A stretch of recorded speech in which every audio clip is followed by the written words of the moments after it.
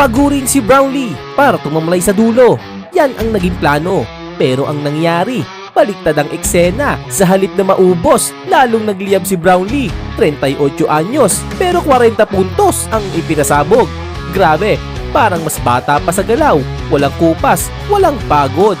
Tinambakan ng rain or shine, 114-90. Walang awa, walang preno.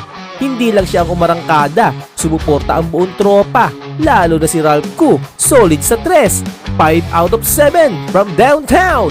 Kaya naman siya ang itinanghal na best player of the game.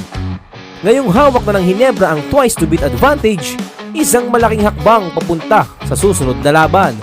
Sa darating na linggo, huling laban na, makakaharap ang koponan ng TNT. Isang matinding bakbakan na naman ang aasahan. Good luck, kabarangay! Congrats sa panalo! Tuloy-tuloy lang ang apoy!